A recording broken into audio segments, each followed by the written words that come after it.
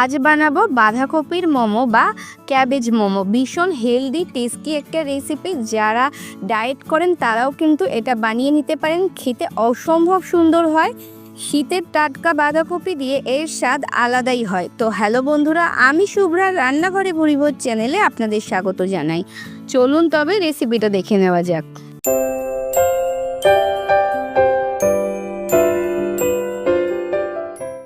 Cabbage momo বা বাঁধাকপির মোমো বানানোর জন্য এখানে একটা বড় সাইজের বাঁধাকপি নিয়েছি।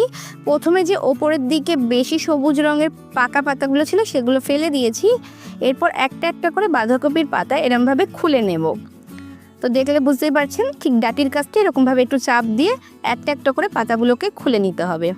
তো এরকমভাবে আমি 5-6টা পাতা খুলে নিয়েছি। আর আমার বাঁধাকপিটা কিন্তু বেশ বড় ছিল। এরকমভাবে বাঁধাকপির পাতাগুলো খুলে নেওয়ার পর এই যে ডাটির অংশটা, যে জায়গাটা একটু শক্ত মতো, ছুরি দিয়ে এরকমভাবে কেটে একটু বাদ দিয়ে দেব। না হলে এই ডাটির অংশগুলো সেদ্ধ হতে একটু বেশি সময় লাগবে।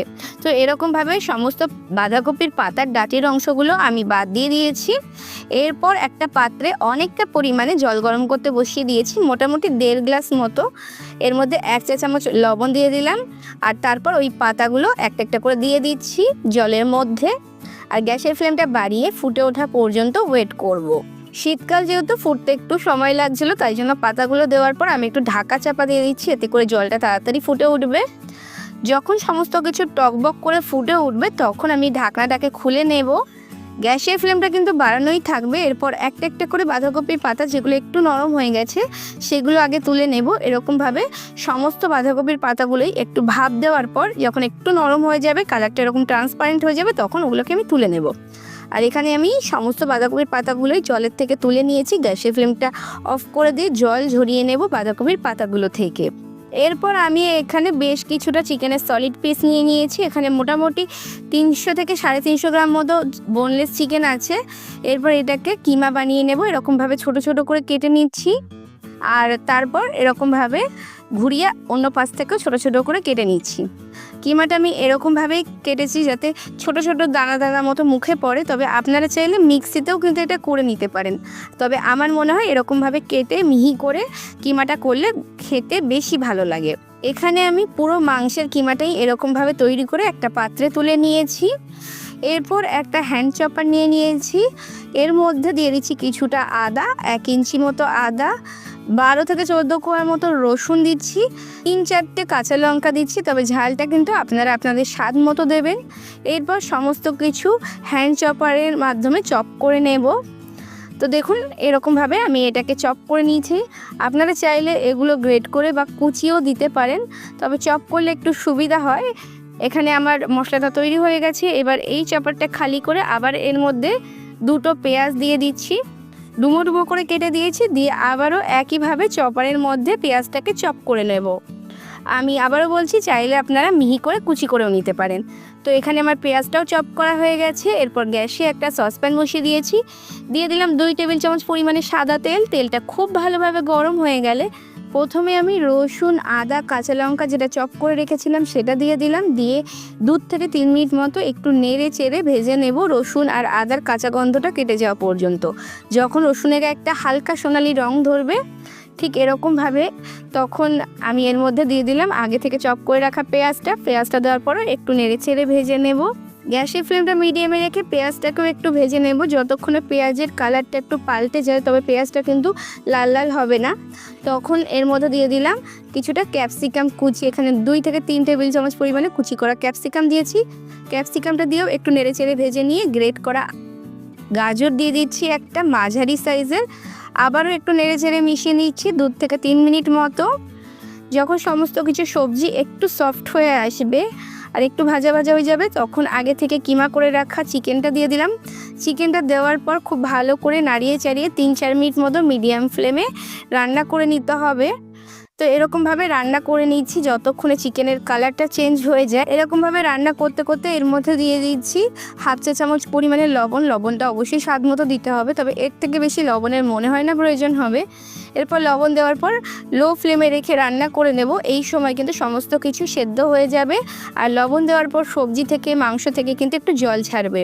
আর আবারও রান্না করতে করতে দিয়ে দিলাম হাফ চা চামচ গোলমরিচের গুঁড়ো। আবারও নেড়েচেড়ে গোলমরিচের গুঁড়োটাকে একটু মিশিয়ে নিচ্ছি। আর এই সময় চিকেনের যে বড় বড় টুকরোগুলো আছে সেগুলো এরকমভাবে খুন্তি দিয়ে একটু ছোট ছোট করে দেব। আর এর মধ্যে দিয়ে দিলাম 1 চা চামচ ভিনিগার, 3 চা চামচ পরিমাণে টমেটো কেচাপ। এর সাথে এখানে আমি দিয়ে দিলাম 1 চা চামচ সয়া সস। আর সমস্ত কিছু দেওয়ার পর আবার একটু নেড়ে চেড়ে রান্না করে নেব। যখন পুরো শুকনো শুকনো হয়ে যাবে, সফট হয়ে যাবে আর তেলটা ছেড়ে দেবে, তখন গ্যাসের ফ্লেমটা আমি অফ করে দেবো। দেখুন সমস্ত কিছু বেশ ঝুড়ো ঝুড়ো হয়ে গেছে, ভাজা ভাজা হয়ে গেছে, সফট হয়ে গেছে। খুব বেশি ড্রাই কিন্তু করা যাবে না। তো আমাদের পুরটা হয়ে গেছে, ওটাকে একটা পাত্রে নামিয়ে রেখে দিয়েছি। আর এই যে বাঁধাকপির পাতাগুলো, এগুলোকে জল ঝরিয়ে নিয়েছি। এই যে আমার এখানে বাঁধাকপির পাতাগুলো, এগুলো বেশ বড় ছিল, তাই আমি প্রথমে একটা পাতাকে কেটে 2 টুকরো করে নেব। যেহেতু আমার বাঁধাকপিটা বড় ছিল, তাই একটা থেকে আমি 2টো করে করেছি। তবে আপনাদের যদি ছোট থাকে বাঁধাকপিটা, তবে একটা থেকে কিন্তু একটাই মোমো হবে। এরকমভাবে অর্ধেক পাতার মধ্যে প্রথমে 2 চা চামচ পরিমাণে মাংসর পুরটা দিয়ে দিলাম। এরপর ধার থেকে এরকমভাবে এটাকে মুড়ে নিতে হবে। সুবিধা মতো হাত দিয়ে এটাকে মুড়ে নিলেই হয়ে যাবে।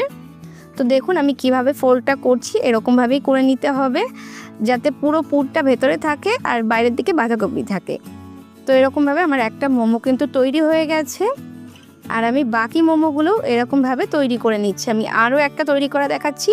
ওই যে অর্ধেক বাঁধাকপিটা ছিল তার মধ্যেই একইভাবে 2 চা চামচ পরিমাণে পুর আমি ফার্স্টে দিয়ে দিলাম। তারপর পুরটাকে ঠিক মাঝখানটায় হাত দিয়ে সেট করে দিয়ে দুধার থেকে আগে একটু ভাঁজ করে নেব। তারপর এরকমভাবে আরেকটা করে ভাঁজ করে দিলে খুব সহজে মোমোগুলো তৈরি করা যাবে। আর এরকমভাবে আমি সমস্ত মোমোগুলো তৈরি করে নিচ্ছি। আর বাঁধাকপির যে শক্ত অংশটা, সেটা যদি এরপর যে একটু শক্ত থেকে যায়, তবে কিন্তু সেটা কাঁচি দিয়ে আমি কেটে বাদ দিয়ে দিয়েছি। এখানে আমার এই পরিমাণে 12 থেকে 13টা মতো মোমো তৈরি হয়ে গেছে। এরপর মোমোর সাথে খাওয়ার জন্য একটা চাটনি বানিয়ে নেবো। তার জন্য গ্যাসে একটা সসপ্যানে 1 গ্লাস জল গরম করতে বসিয়ে দিয়েছি। তার মধ্যে 2টো টমেটো দিয়ে দিয়েছি। টমেটো দুটোকে কিন্তু একটু কাট লাগিয়ে দিয়েছি। গ্যাসের ফ্লেমটা বাড়িয়ে দিয়ে যখন জলটা টকবক করে ফুটতে শুরু করবে, 1 থেকে 1.5 মিনিটের মধ্যেই মোটামুটি টমেটোর খোসাটা কিন্তু এরকমভাবে ছাড়িয়ে আসবে আর একটু সফট হয়ে যাবে। দেখুন টমেটোর খোসাটা উঠে আসছে। ঠিক এই পর্যায়ে টমেটো দুটোকে তুলে নেব জলের থেকে। একটু ঠান্ডা হয়ে গেলে একটা মিক্সির জারে টমেটোর খোসাটাকে ফার্স্টে আমি ছাড়িয়ে নেব। তারপর এই টমেটোটাকে একদম স্মুথভাবে পেস্ট করে নেব। এদিকে আবার একটা সসপ্যান বসিয়ে দিয়েছি। সসপ্যানে 1 চা চামচ সাদা তেল দিয়ে 1 চা চামচ আদা রসুন বাটা দিয়ে দিচ্ছি। একটু নেড়ে চেড়ে নিচ্ছি আদা রসুনের কাঁচা গন্ধটা কেটে যাওয়া পর্যন্ত। তারপর ওই যে টমেটোর পিউরিটা বানিয়ে রেখেছিলাম সেটা এর মধ্যে দিয়ে দিচ্ছি। মিক্সির জারে বেশ কিছুটা টমেটো লেগেছিল, তাই 2 টেবিল চামচ জল দিয়ে ধুয়ে এর মধ্যে অ্যাড করে দিয়েছি। দিয়ে দিলাম 1 চা চামচের 4 ভাগের 1 ভাগ লবণ, 1 চা চামচের 4 ভাগের 1 ভাগ চিনি আর 1 চা চামচের 4 ভাগের 1 ভাগ গোলমরিচ গুঁড়ো। এরপর নেড়ে চেড়ে মিশিয়ে নিচ্ছি। 1 থেকে 1.5 মিনিট মতো মিডিয়াম ফ্লেমে রান্না করে নেব। আমি 1 চা চামচের 4 ভাগের 1 ভাগ কাশ্মীরি লঙ্কার গুঁড়ো দিয়েছি রঙের জন্য, তো দেখতে বেশ ভালো লাগবে। এরকমভাবে লো টু মিডিয়াম ফ্লেমে নেড়ে চেড়ে মিশিয়ে নেব। আর যখন এর জল জল ভাবটা কেটে যাবে, এরকম একটা থিকনেস আসবে, তখন এটাকে নামিয়ে ঠান্ডা করে একটা বাটিতে ঢেলে রাখবো। তো আমাদের টমেটোর সসটা কিন্তু রেডি হয়ে গেছে। এরপর এই পাত্রটাই বা সসপ্যানটাই পরিষ্কার করে আবারও বসিয়ে দিয়েছি। দিয়ে দিচ্ছি 2 টেবিল চামচ পরিমাণে সাদা তেল। তেলটা যখন খুব ভালোভাবে গরম হবে, তখন আমি মোমোগুলোকে একটু ভেজে নেব। এখানে সাদা তেলের বদলে আপনারা কিন্তু বাটারেও করে নিতে পারেন।